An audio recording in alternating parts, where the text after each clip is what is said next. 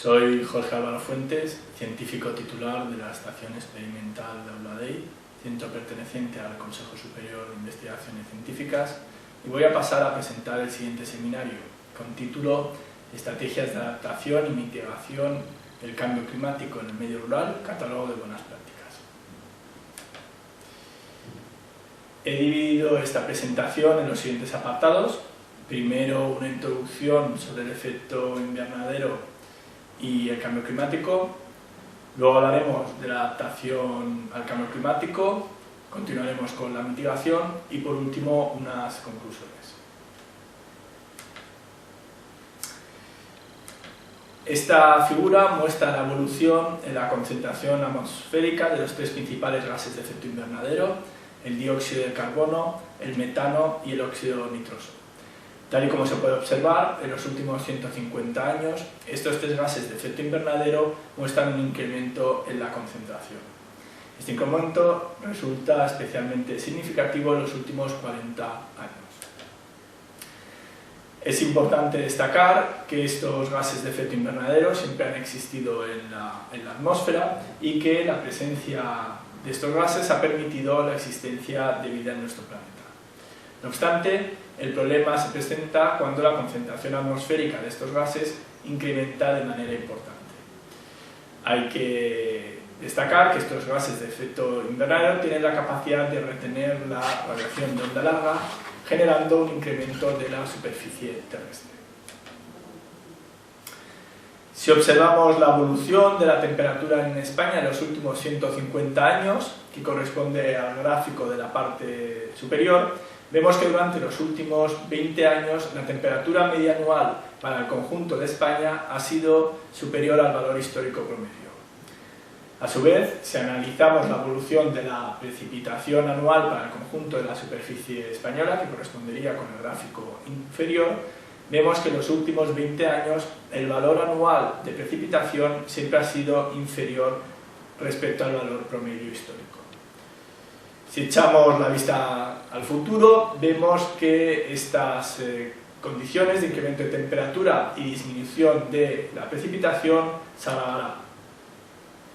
Esta diapositiva muestra la predicción de cambio en las temperaturas y precipitaciones para Europa en los próximos 100 años. Estas predicciones se han sacado del cuarto informe del IPCC del 2007, por tanto la cita que aparece en la diapositiva no es la correcta, no es 2011 sino es 2007. Si observamos las figuras de la parte superior que muestran los cambios en las temperaturas desde el periodo 1980-1999 al periodo 2080-2099, observamos cómo los modelos utilizados en este informe señalan un incremento generalizado de la temperatura en la superficie europea. Para el caso de España, este incremento, según estos modelos, estará en torno a los 2-3 grados. En cuanto a las precipitaciones, que corresponde al gráfico de la parte, o a los gráficos de la parte inferior, los modelos estiman una disminución de las precipitaciones para el sur de Europa y un incremento de las precipitaciones para el norte de Europa. En concreto, en España, esta disminución de precipitaciones estaría en torno al 10-30%. Por tanto, según estos modelos, España tendrá que hacer frente a unas condiciones de incremento de temperatura y, por otro lado, de menor cantidad de agua recibida por las lluvias. Estos cambios, lógicamente, impactarán en los diferentes sectores económicos y muy especialmente en la agricultura, que depende directamente de las condiciones climáticas.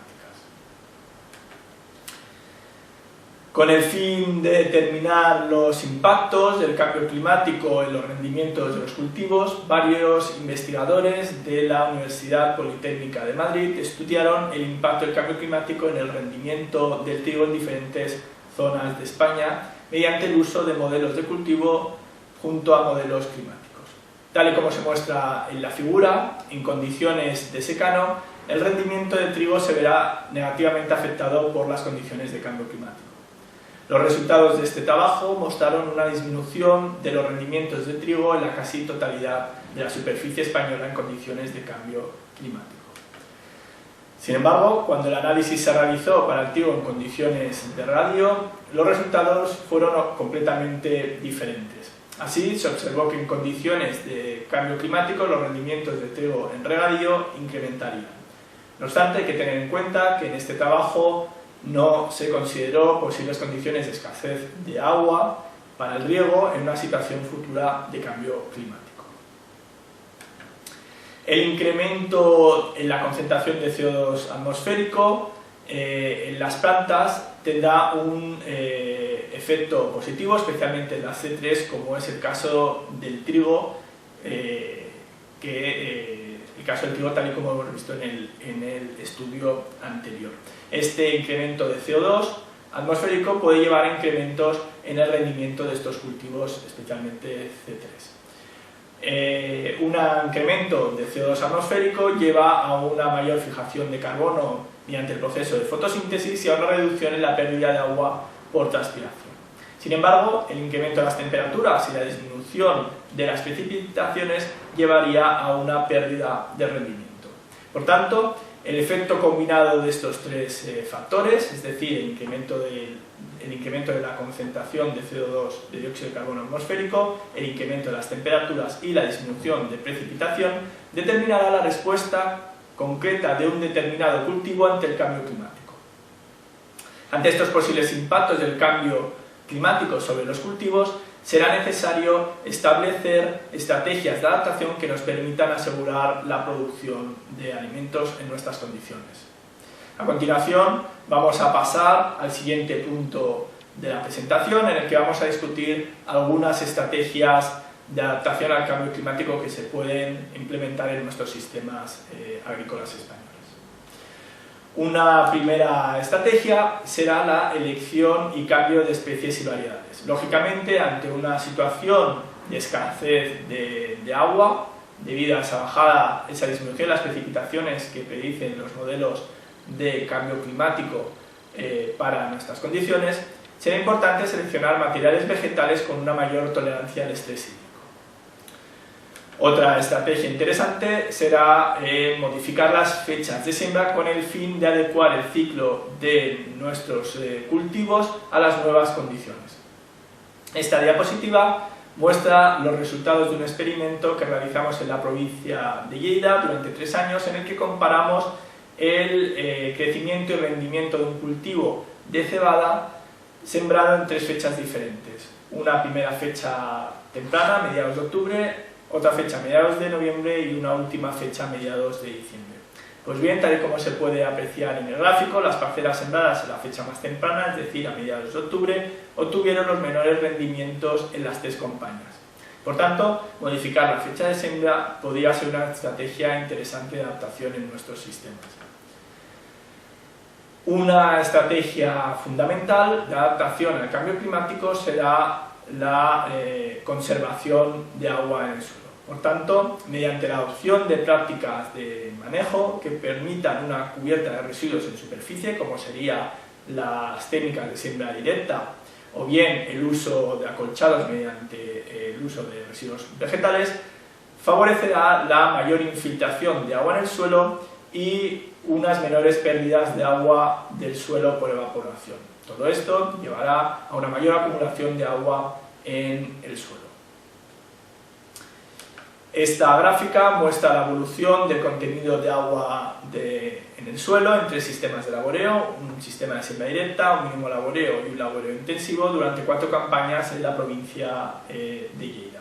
Tal y como podemos observar, el tratamiento de siembra directa obtuvo el mayor contenido de agua a lo largo de las 4 campañas y fue en los momentos de antesis, cuando la planta, cuando el cultivo necesita cuando tiene la mayor demanda de agua, cuando necesita mayor agua, fue en este momento de antesis cuando se observaron las mayores diferencias entre sistemas de laboreo.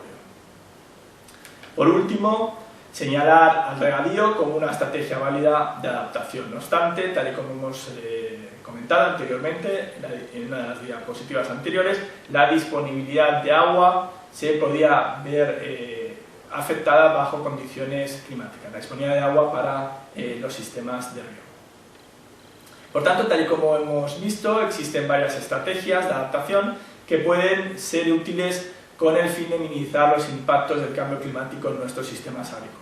No obstante, es importante señalar que la efectividad de cada una de estas estrategias de adaptación dependerá de la zona en la que nos encontremos. A continuación vamos a pasar al tercer punto de esta presentación, en el que vamos a presentar el papel de los sistemas agrícolas en la mitigación del cambio climático. Si comparamos las emisiones de gases de efecto invernadero por sectores en España, vemos que la agricultura ocupa el segundo posición en el total de emisiones, con un total del 11% del total de las emisiones. Dentro del sector agrícola, los suelos agrícolas son la principal actividad que genera estas emisiones de gases de efecto invernadero en la agricultura, por delante de la fermentación entérica y la gestión de estiércoles. Por tanto, a la hora de plantear estrategias de mitigación del cambio climático en el sector agrícola, será fundamental dirigir esfuerzos con el fin de conseguir reducir las emisiones por parte de los suelos agrícolas. Las estrategias para mitigar las emisiones de gases de efecto invernadero por los suelos agrícolas se pueden agrupar en tres grupos. Un primer grupo de estrategias tendrán como objetivo incrementar las extracciones por medio del secuestro de carbono. Un segundo grupo tendrá como objetivo reducir las emisiones del suelo a la atmósfera, y un tercer grupo que consistirá en evitar esas emisiones. A diferencia de la tercera estrategia, que conlleva un cambio de usos del suelo, las dos primeras estrategias se centran en la búsqueda y en el diseño y la implantación de sistemas de manejo orientadas a ese objetivo de reducir las emisiones o de secuestrar carbono. Por tanto, me voy a centrar en presentar estas dos estrategias de mitigación. En cuanto a la primera estrategia de extracción y secuestro de carbono, esta diapositiva muestra un esquema simplificado del ciclo de carbono en agroecosistemas. Tal y como podemos ver, durante el crecimiento del cultivo, las plantas fijan dióxido de carbono atmosférico, que pasan a formar parte de los tejidos vegetales en forma de carbono. Después de la cosecha, los residuos del cultivo pasarán al suelo, y el carbono fijado en las estructuras vegetales pasará a formar parte del almacén de carbono orgánico del suelo. A medida que este carbono orgánico del suelo se va descomponiendo por la acción de los microorganismos, el dióxido de carbono almacenado se irá liberando y volverá otra vez a la atmósfera. Por tanto, a modo de resumen, tenemos una entrada de dióxido de carbono en el suelo en forma de residuos de cosecha y unas pérdidas de este dióxido de carbono que vuelven otra vez a la atmósfera por la descomposición del carbono orgánico del suelo. La actividad de los microorganismos y la descomposición del carbono orgánico del suelo está controlado por una serie de factores, tales como serían la composición del residuo, las propiedades del suelo, las condiciones climáticas y la perturbación del suelo, como sería el laureo. Con el fin de ejemplificar el papel de las prácticas de manejo en el secuestro de carbono, imaginad que tenemos una parcela que ha tenido un sistema de manejo igual durante varios años. Si este manejo no ha cambiado, podremos considerar que el nivel de carbono orgánico en el suelo está en equilibrio, es decir, que las entradas de carbono orgánico se equilibran con las pérdidas de este carbono orgánico por descomposición. En el momento que cambiamos el sistema de manejo y establecemos una serie de prácticas de manejo recomendadas con el objetivo de secuestrar carbono, tendremos un incremento en los niveles de carbono orgánico del suelo. Este incremento dependerá de las tasas de secuestro de cada una de las prácticas de manejo. Así, para el ejemplo en concreto de la figura, la práctica de manejo azul secuestrará las mayores cantidades de carbono orgánico. A continuación vamos a pasar a presentar algunos ejemplos reales de prácticas de manejo efectivas a la hora de secuestrar carbono. Una primera práctica sería la intensificación de los sistemas de cultivo. Tal y como se observó en un experimento llevado a cabo en la provincia de Zaragoza, Al pasar de una rotación cebada-barbecho a un sistema de monocultivo de cebada, se observó un incremento en los niveles de carbono orgánico equivalente a 1,7 toneladas de CO2 por hectárea y año. Otro ejemplo sería la adopción de siembra directa. En un ensayo, también en la provincia de Zaragoza, se observó un secuestro de 0,69 toneladas de dióxido de carbono por hectárea y año al pasar un sistema de labor intensivo a un sistema de siembra directa. Por último, otra práctica que también puede favorecer el secuestro de carbono es el ajuste de la fertilización. En este experimento llevado a cabo en la provincia de Lleida, se observó un secuestro de carbono al ajustar las dosis de fertilizante nitrogenado aplicado. Por tanto, tal y como hemos visto en todos estos ejemplos, la adopción de determinadas prácticas de manejo puede llevar a un secuestro de carbono en el suelo. No obstante, hay que tener en cuenta que este secuestro de carbono tiene unas limitaciones. Una primera limitación es que el secuestro de carbono es un proceso finito, por tanto tendrá una duración determinada. Esta duración dependerá de varios factores, como son las condiciones edafoclimáticas, la práctica de manejo en sí o el historial de la parcela. Estos son datos de una cronosecuencia de siembra directa que llevamos a cabo en Lleida con el objetivo de determinar la duración del secuestro de carbono en un sistema de siembra directa.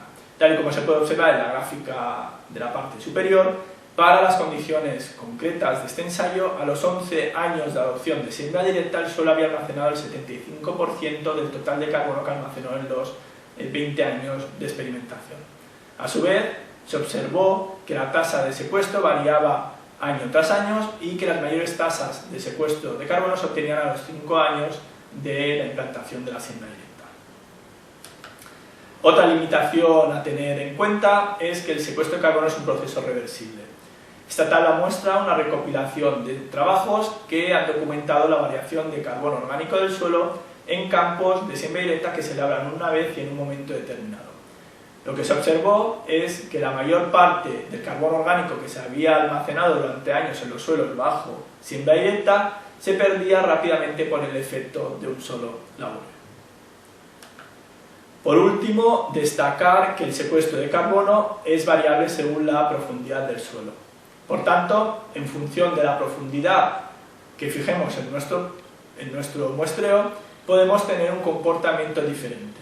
Y por tanto, prácticas de manejo que en un principio secuestran carbono a una determinada profundidad pueden dejar de secuestrar carbono al incrementar la profundidad del suelo muestreado.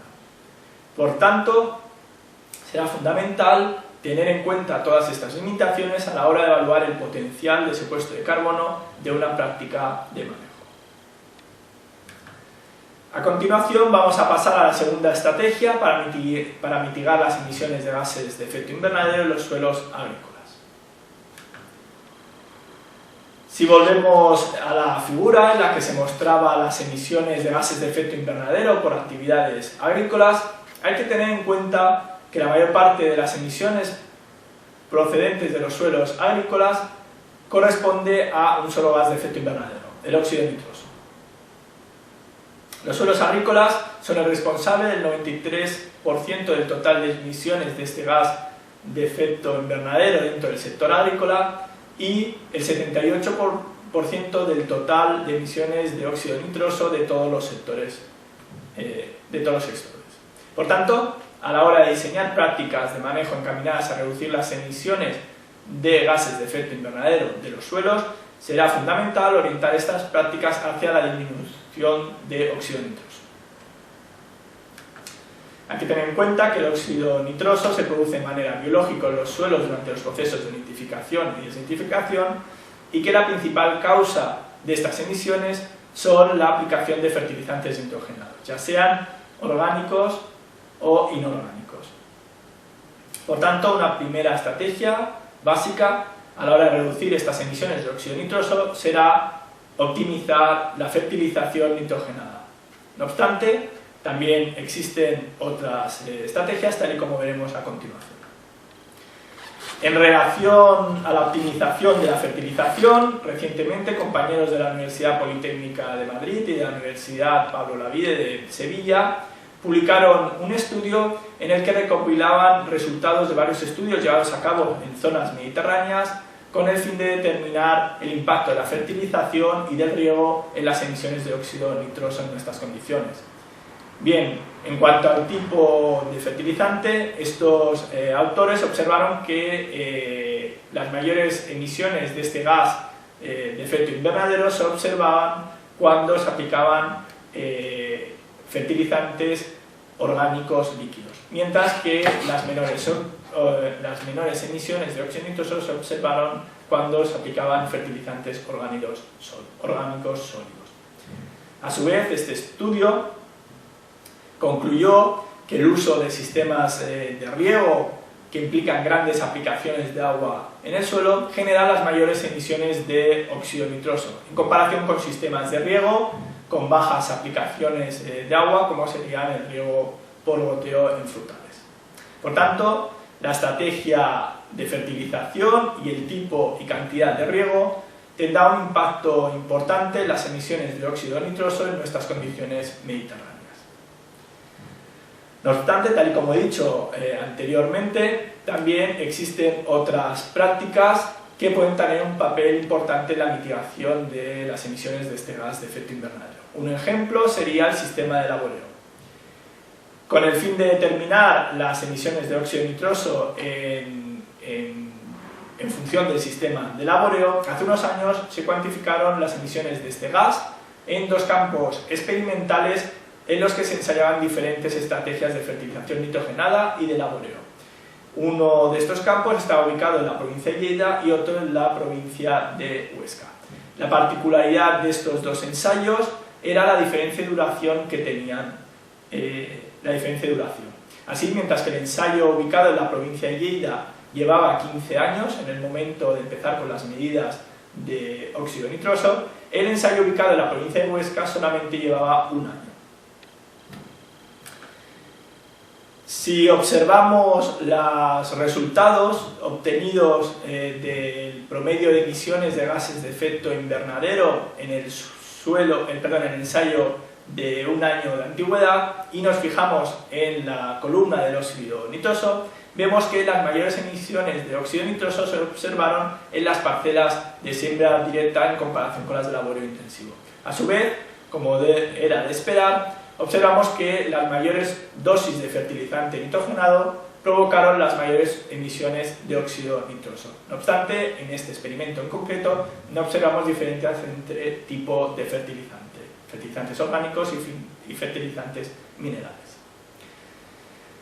Si comparamos los resultados de un año de antigüedad obtenidos con los resultados del ensayo que llevaba 15 años de antigüedad en el momento de las medidas, vemos que en el ensayo de 15 años de antigüedad las emisiones de óxido nitroso entre sistemas de laboreo desaparecieron y que las diferencias entre dosis de fertilizante habían disminuido. Por tanto, como conclusión, decir que con el fin de evaluar el interés de una práctica para disminuir las emisiones de óxido nitroso, resultará fundamental considerar los años que lleva la práctica en concreto. Por último, voy a pasar a presentar las conclusiones de este seminario. El cambio climático tendrá un impacto importante en nuestros sistemas agrícolas. Por tanto, será fundamental establecer medidas a nivel local para adaptarnos a estas nuevas condiciones. Los suelos, y en especial los suelos agrícolas, pueden compensar las emisiones de gases de efecto invernadero producidas por otras actividades antrópicas como el sector industrial o el transporte mediante el secuestro de carbono. La adopción de una determinada tecnología agrícola puede llevar a la disminución de una importante cantidad de gases de efecto invernadero emitidos. Muchas gracias por vuestra atención.